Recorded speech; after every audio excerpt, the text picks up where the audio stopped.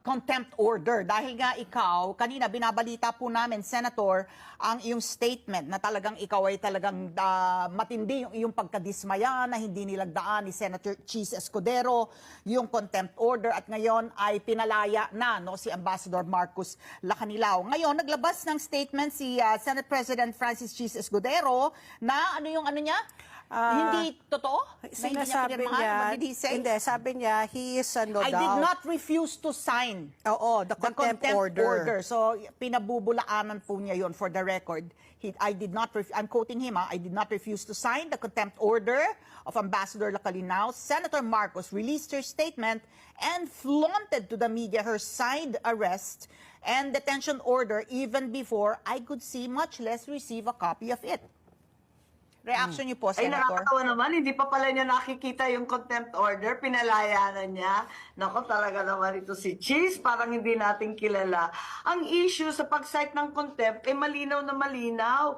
Paulit-ulit naman natin narinig na nagsisinungaling sila Lacanilao sa Senado. Inamin niya na nandun siya overseas. Mula pa nung sinundo si dating Pangulong Duterte sa aeroplano galing Hong Kong nung umaga hanggang sa Villamor Air Base, sinamahan pa papuntang Dahig. 2 araw pa siya doon. Pero sa pinaninindigan niya na hindi niya alam kung dinala sa husgado dito sa Pilipinas o hindi. Nakabantay nga siya all the way. Paano ba kung hindi niya alam na hindi nakapagpunta sa anumang husgado dito sa Pilipinas ang dating Pangulo? Hindi ba malinaw na nagsisinungaling? Sa tanang buhay ko, hindi pa ako nagko-contempt. Ayoko nagko-contempt o magde-detain ng tao. Pero hindi na talaga mapigilan kasi harapan. Talaga namang, hindi ako katulad ng iba't iba dyan na mayat maya nagko-contempt. First time ko nga gawin to eh.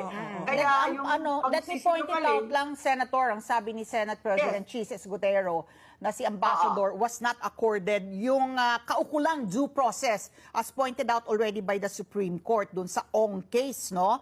Na at isa pa, may humanitarian reason inilibing pala yung lolo niya kaya din pinakawalan. Oo, tama. Actually, gumawa na rin ako ng sulat na hahayaan siya na pumunta para ilibing yung lolo niya kasi may humanitarian reasons naman.